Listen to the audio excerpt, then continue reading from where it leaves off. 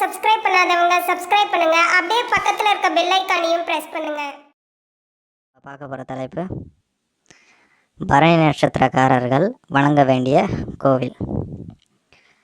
Bharani நட்சத்திரக்காரர்களோட first அவங்களோட குணாதிசயங்களை பற்றி பார்ப்போம். அந்த நட்சத்திரக்காரர்களோட குணாதிசயங்கள்.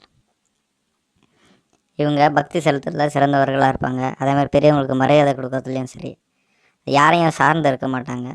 ஸோ இதெல்லாம் எங்களோட ப்ளஸ் பாயிண்ட். ஸோ இவங்க வணங்க வேண்டிய இந்த தலத்தோட சிறப்பை பற்றி பார்க்கலாம்.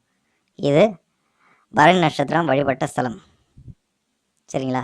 இந்த கோவிலில் சுவாமி வந்து அக்னீஸ்வரர்னால வெப்பமயமாக இருக்கிறதுனால சுவாமி உக்ரமாக இருக்கிறதாக சொல்லப்படுது. ஸோ அதனால் அந்த கோவிலில் பார்த்திங்கன்னா சுவாமி இருக்கக்கூடிய கருவறையில் சுற்றி தண்ணி ஊற்றி வச்சுருப்பாங்க.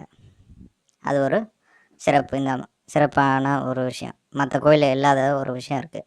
நீங்கள் திருச்சியில் திருவானைக்காலை மட்டும்தான் அதுமாதிரி பார்க்க முடியும். அங்கே இயல்பாகவே அந்த இடத்துல தண்ணி சுரக்கும். ஸோ இங்கே செயற்கையாக தான் இங்கே ஏற்படுத்துகிறாங்க. இது ஒரு தனி சிறப்பாக சொல்லப்படுது. ஸோ அடுத்தது இந்த கோவிலோட தல வரலாறு பார்த்திங்கன்னா, மிருகண்ட மகரிஷி வந்து இந்த கோவிலில் யாகம் செய்ய ஏற்பாடு செய்கிறாரு. அதுக்கு தேவையான பொருட்களை மக்களை கொண்டு வர சொல்கிறாரு. மக்கள் கொண்டு வரும்போது அதில் முக்கியமாக தங்கத்தால் நெய்யப்பட்ட பட்டாடையை கொண்டு வராங்க. மொத்தம் 3 கொண்டு வராங்க. ஒன்று உள்ளே இருக்கக்கூடிய அக்னீஸ்வரருக்கு, அடுத்தது யாகத்தை நடத்தக்கூடிய மிருகண்ட மகரிஷிக்கு ஒன்று, அடுத்தது இந்த நாட்டை ஆளக்கூடிய அரசனுக்கு ஒன்று. யாகம் முடிஞ்ச உடனே மகரிஷி என்ன பண்ணுறாரு, சுவாமிக்கு உண்டானதையும் தனக்கு கொடுக்கப்பட்ட அதையும் ரெண்டுத்தையும் கொண்டு வந்து அந்த யாகத்தில் போட்டுறாரு. அதில் நெருப்பில் பஸ்மம் ஆகிடும். எது நெருப்பில் போட்டாலும் அது பஸ்மம் ஆகிடும். ஸோ அவங்களுக்கு கொஞ்சம் மன வருத்தம் மக்களுக்கு. ஸோ இதை சுவாமிக்கு செலுத்திருக்கலாம், இது யாகத்தில் போகிறதுனால என்ன ஆக போகுதுன்ற போல் ஒரு சிந்தனையோடு அவங்க இருப்பாங்க. அதுக்கு இவங்க கேட்டதுக்கு அவர் பதிலும் சொல்கிறாரு, உங்களுக்கு சந்தேகம் இருந்தால் நீங்கள் உள்ளே இருக்கக்கூடிய சுவாமியை போய் பாருங்கள் அப்படின்ற போல் சொல்கிறாரு. இவங்களும் மக்கள் ஓடி உள்ளே இருக்கக்கூடிய கருவில் இருக்கிற சுவாமியை போய் பார்க்குறாங்க. அக்னீஸ்வரரை பார்த்தீங்கன்னா இங்கே யாக குண்டத்தில் போட்ட அந்த ஆடை வந்து சுவாமி மேலே சாத்தப்பட்டிருக்கு. ஸோ இங்கே என்ன போட்டாங்களோ அது நேராக இறைவனுக்கு கொண்டு சேர்க்கப்பட்டது. அதாவது இதில் அப்போ தான் இந்த பரணியை சொல்லக்கூடிய அந்த நட்சத்திரோட குறிப்பு வருது. அதாவது நெருப்பில் பல வகை நெருப்பு உண்டு. அதில் இறைவனுக்கு கொண்டு போய் சேர்க்கக்கூடிய நெருப்போட பேர் ருத்ரகண்ணி சொல்லக்கூடிய அந்த நெருப்பு தான்.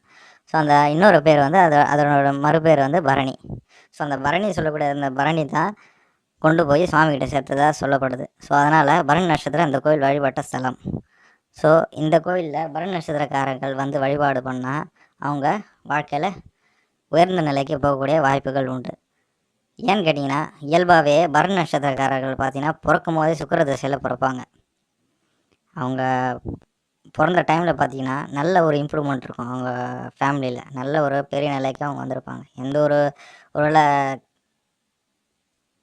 வேலை பார்க்கக்கூடிய இடமா இருந்தாங்கன்னா அவங்க ப்ரொமோஷன் கிடச்சிருக்கும். நல்லா பிஸ்னஸ் பண்ணக்கூடியவங்களாக இருந்தால் அதில் வந்து நிறைய கான்ட்ராக்டு, நிறைய புதிய ஆர்டரெல்லாம் கிடச்சிருக்கும். ஒரு நல்ல நிலைமைக்கு வந்திருப்பாங்க. ஏன்னா இவங்க பிறக்கும் போதே சுக்கிர தசை. ஒரு 3 நட்சத்திரங்கள் மட்டுமே தான் இந்த சுக்கிர தசை பிறக்கும் போதே கிடைக்கும். சில பேருக்கு கடைசி காலத்தில் 60 வயசுல எங்கே வரும், 70 வயசுலேயே வரும். ஆனால் இவங்களுக்கு மட்டும்தான் பிறக்கும் போதே சுக்கிர தசை வரும். ஸோ இது இவங்களுக்கு தனி சிறப்பு. இந்த கோயிலை வந்து இவங்க வந்து வழிபாடு பண்ணாங்கன்னா மேன்மை அடையலாம். அவங்களுக்கு தேவையான விஷயங்கள் எல்லாமே அவங்களுக்கு கிடைக்கும். அக்னீஸ்வரர் அருள் புரிவார். இந்த கோவில் எப்படி போகலான்னா வழி, அதாவது திருநள்ளாறுலேருந்து போகலாம் வழி, அடுத்தது காரைக்காலிலேருந்து போகலாம், அடுத்தது மயிலாடுதுறையிலேருந்து செம்பனார் கோயிலேருந்து டுவர்ட்ஸ் காரைக்கால் போகக்கூடிய ரூட்டில் தான் இந்த நல்லாடை சொல்லக்கூடிய இந்த ஆலயம் அங்கே தான் இருக்குது. ஸோ நல்லாடை அதாவது தற்போதைய பேர். இதுக்கு முன்னாடி இருந்த பேர் பார்த்திங்கன்னா நெய்தல் ஆடை.